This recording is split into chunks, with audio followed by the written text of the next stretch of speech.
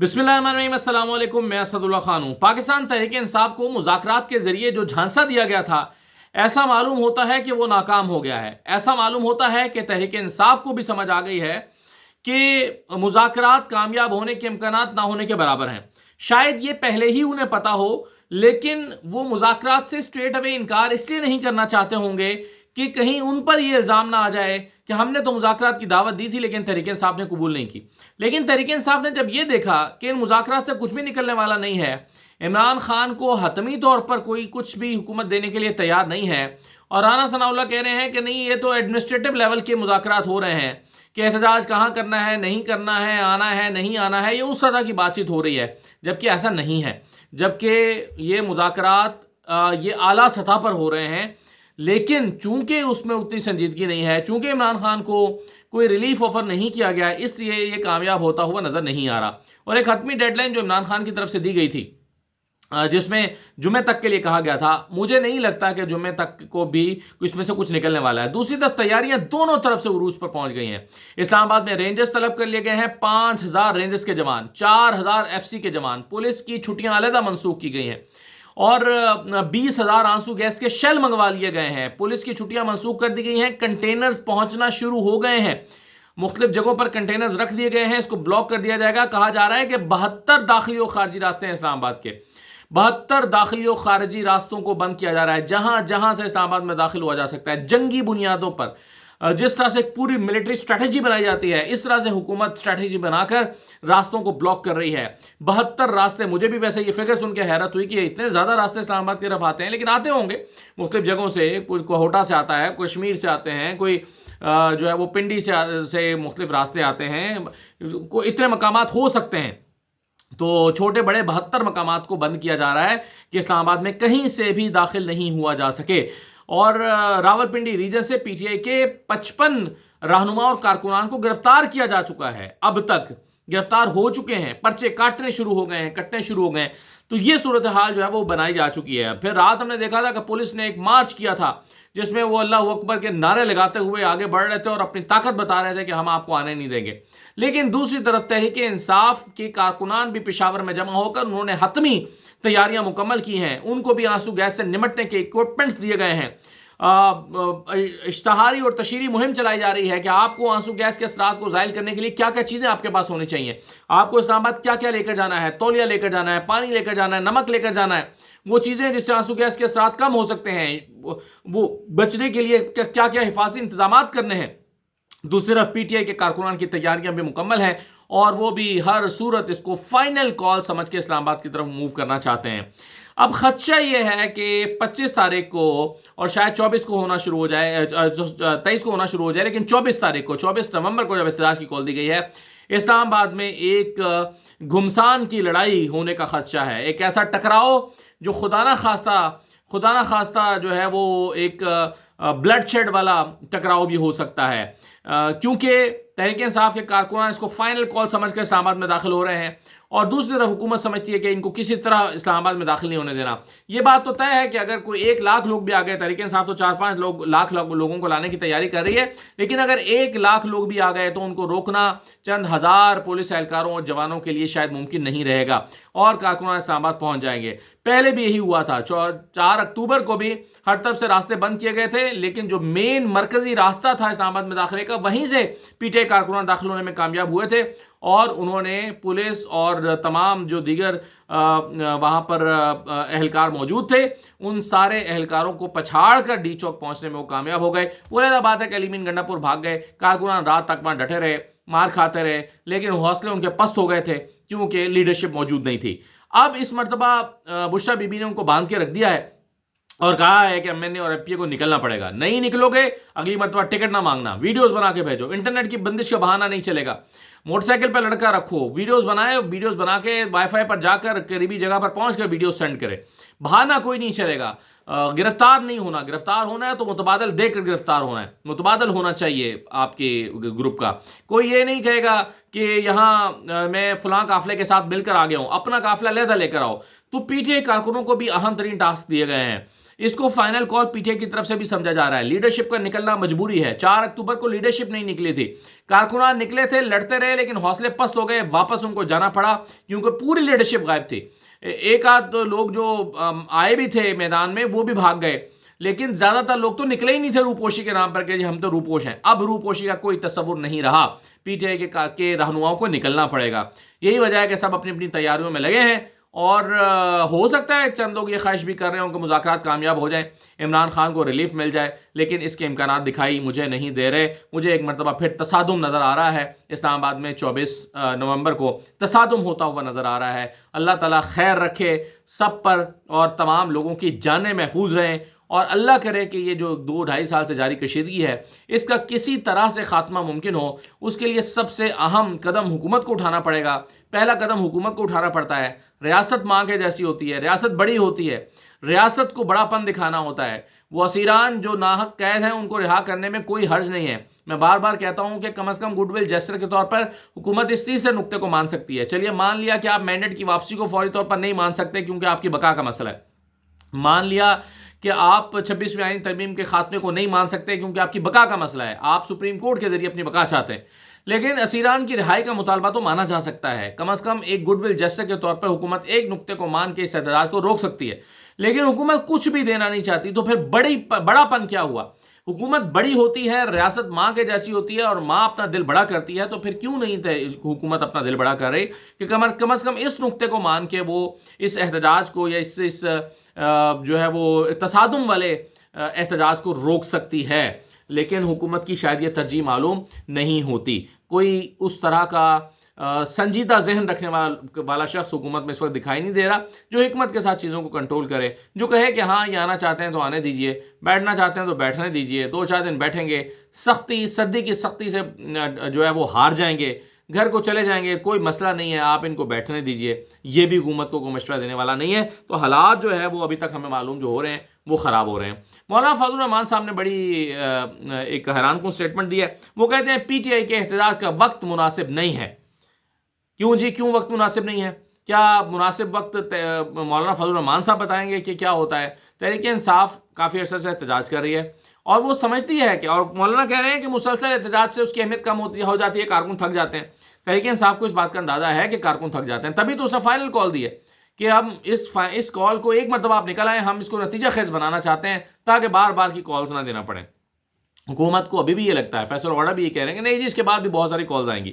انہیں لگتا ہے کہ نہیں یہ تو بس ایک نعرہ لگا دیا گیا ہے کہ کال ایک فائنل کال ہے, بس یہ بھی ہوگا, پھر جیسے پہلے ہوتا تھا احتجاج ویسے ہوگا, اس کے بعد پھر دوبارہ یہ کال دیں گے کچھ عرصے کے بعد. رانا ثناء اللہ کہتے ہیں کہ نہیں یہ کافی عرصے تک پھر دوبارہ کال دینے کے قابل نہیں رہیں گے کیونکہ ان کو اس مرتبہ اتنا بڑا دھچکا لگے گا. تو یہ تو اب 2 دن رہ گئے ہیں, پتہ چلے گا 24 تاریخ کو کہ کس کو دھچکا لگ رہا ہے, کس کے ساتھ کیا ہو رہا ہے. تو یہ ساری صورتحال جو ہے وہ تو ابھی واضح ہو جائے گی. اچھا, دوسری بات یہ ہے کہ ایک 2 چیزیں ذرا میں آپ سے اور ڈسکس کرنا چاہتا ہوں. بلاول بھٹو زرداری صاحب خود تو یورپ کے دورے پر روانہ ہو گئے ہیں, لیکن 9 رکنی کمیٹی بنا گئے ہیں. کس بات کے لیے؟ کہ جو گریونسز ہیں اس کو ایڈریس کرنے کے لیے, جو کہ حکومت سے مذاکرات کرے گی.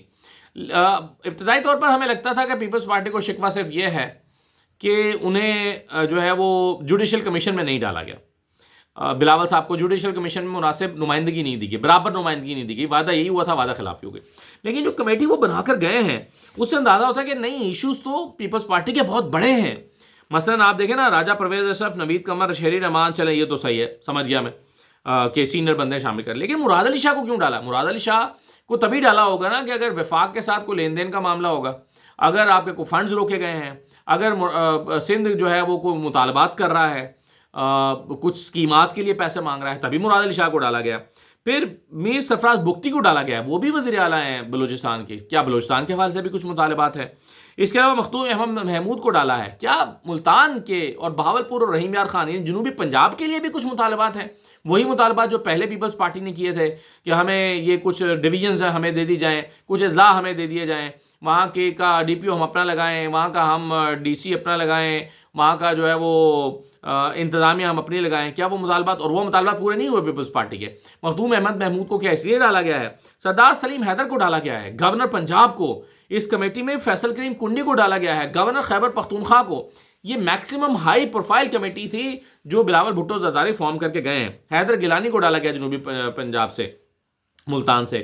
تو اس کمیٹی کو دیکھ کے اندازہ ہوتا ہے کہ پیپلز پارٹی کے ایک دو ایشوز نہیں ہیں, پیپلز پارٹی کے ایشوز زیادہ ہیں اور بڑے ہیں, اسی لیے اتنی ہائی پروفائل کمیٹی بلاول نے بنائی ہے. تو اب بلاول اس موقع پر کہ جب حکومت پی ٹی آئی کے احتجاج میں پھنسی ہوئی ہے, اپنا جو ہے وہ ایک کیا کہنا چاہیے کہ اپنے مطالبات کی فہرست رکھ کے ایک نازک موقع سے فائدہ اٹھانا چاہتے ہیں, ایک اپرچونٹی کریٹ ہوتا ہوا دیکھ کر اس سے وہ فائدہ اٹھانا چاہتے ہیں اور چاہتے ہیں کہ اس سے جو ہے وہ ہم اس نازک موقع پر کچھ حاصل کر لیں. بلاول صاحب یہ کھیل رہے ہیں حکومت کے ساتھ, اور کیا انہیں کچھ مل پائے گا؟ کیا وہ صرف جوڈیشل کمیشن کا مسئلہ ہے یا اور چیزیں ہیں؟ تو یہ ساری چیزیں کو ایڈریس کرنی پڑیں گی. آخر میں دیکھیے ایک بہت ہی سینسٹیو بات ہے, لوگوں کے لیے بہت تکلیف دہ بات ہے, اور وہ ہے سولر صارفین کا مسئلہ. اور صرف سولر صارفین کا نہیں ہے بلکہ وہ لوگ جو سولر استعمال نہیں کرتے اس کے اوپر بھی اس کا بڑا امپیکٹ آ رہا ہے. یہ ہماری اور آپ کی زندگیوں کی بقا کا مسئلہ ہے. یعنی ایک شخص جو 30,000 روپے کماتا ہے اور 30,000 روپے اس کو بل ادا کرنا پڑتا ہے, یا ایک شخص جو 50,000 روپے کماتا ہے اس کو 30-35,000 روپے بجلی کا بل دینا پڑتا ہے. وہ اپنے بچوں کو اس بجلی کے بل کی وجہ سے پڑھا نہیں سکتا, وہ اپنے بچوں کو بہتر وہ فیڈ نہیں کر سکتا, ان کو دودھ نہیں پلا سکتا, کیونکہ وہ سارے پیسے تو جو کماتا ہے بجلی کے بل میں دے دیتا ہے. یہ ایک بہت سینسٹیو پوائنٹ ہے, لیکن حکومت مسلسل ان ہیومن فیصلے کر رہی ہے.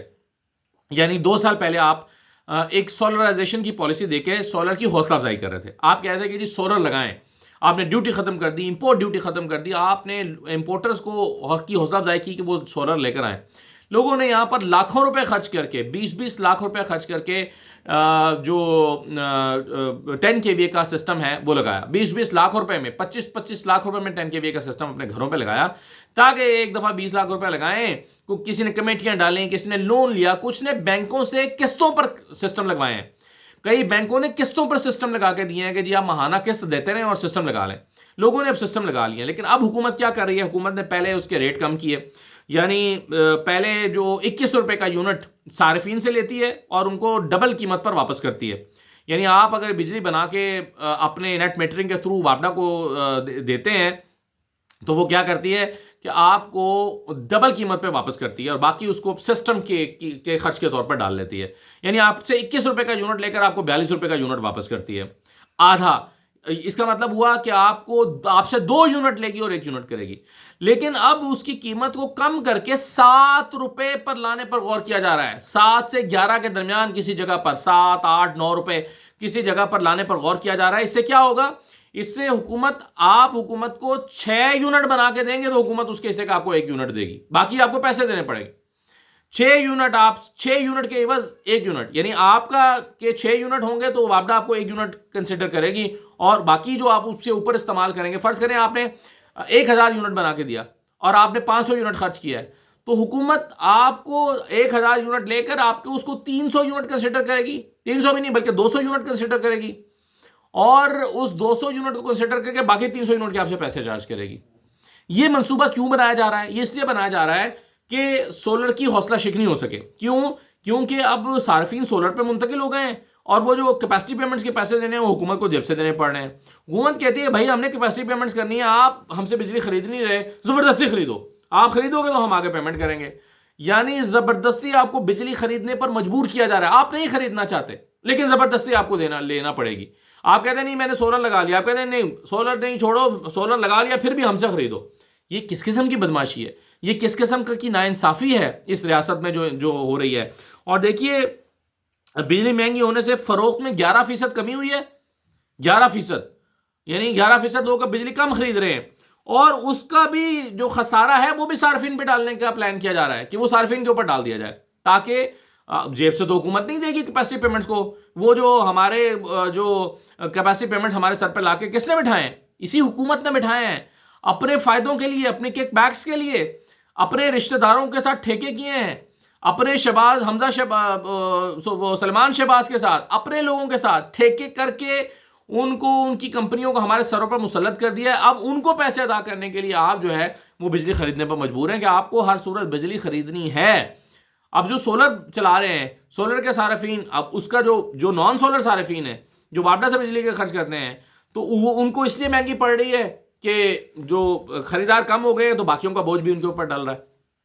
اس طرح کے ایک سسٹم میں، یعنی کسی نے کہا تھا کہ پاکستان کا نظام اور بجلی کا نظام یہ دونوں ساتھ ساتھ اب نہیں چل سکتے، یہ نہیں ہو سکتا، فیکٹری نہیں چلائی جا سکتی، گھر نہیں چلایا جا سکتا۔ ایک 40-50 ہزار روپے کمانے والا شخص بجلی کی کا بل ادا کرنے کے بعد، مجھے پچھلے دنوں سرکاری افسر سے ملاقات ہوئی، اس نے کہا سرکاری افسر کی کیا تنخواہ ہوتی ہے بیچارے کی، 2 لاکھ روپے 1.5 لاکھ روپے، اب اخراجات اتنے زیادہ ہیں۔ اس نے کہا کہ میں جس کمرے میں جاتا ہوں بجلی لائٹ بند کرتا رہتا ہوں، بچے میرا مذاق اڑاتے ہیں کہ ابا ہمارا جدھر جاتا ہے وہ لائٹیں بند کرتا رہا۔ اس نے کہا کہ یہ سب کرنے کے باوجود بھی میرا بل سردیوں میں 20,000 روپے سے کم نہیں ہو رہا اور میں پریشان ہوں۔ اس طرح کے حالات لوگوں کے کر دیے گئے ہیں، اور اس کے باوجود اب وہ جو 20-25 لاکھ روپے میں لوگوں نے سولر لگوایا، وہ ان کا سیدھا سیدھا نقصان ہونے جا رہا ہے، کیونکہ حکومت جو ہے وہ اس کو 7 روپے یونٹ پر آپ کو لے کر آ رہی ہے۔ آپ کا یونٹ 7 روپے کا اور حکومت کا یونٹ 45 روپے کا، 50 روپے کا۔ تو یہ کس طرح کی ناانصافی ہے؟ میرا خیال ہے کہ اس پر کم از کم لوگوں کو اپنے حق کے لیے آواز بلند کرنی چاہیے۔ یہ جو جماعت اسلامی آئی تھی بڑا مظاہرہ کرنے کے لیے، اس جماعت اسلامی سے اب کوئی پوچھے نا کہ وہ کیا حاصل کر کے گئی ہے، کیا وہ حکومت کی بی ٹیم بننے کے لیے آئی تھی، کیا وہ لوگوں کے کا اور بیڑا غرق کرانے کے لیے آئی تھی، یا وہ کچھ حکومت کو لے کر بھی دے گی؟ آپ کریں نا احتجاج، اس پر نکلیں جماعت اسلامی والے، اب وہ کریں اس پر احتجاج کے 7 روپے کا یونٹ ہم سے لے کر اور کیوں ہمیں 45 روپے کا بیچ رہے ہو، کیوں یہ ناانصافی کر رہے ہو؟ اب آئیں نا ذرا، لیکن اشارہ ہوگا تو آئیں گے۔ اجازت دیجیے، اللہ حافظ۔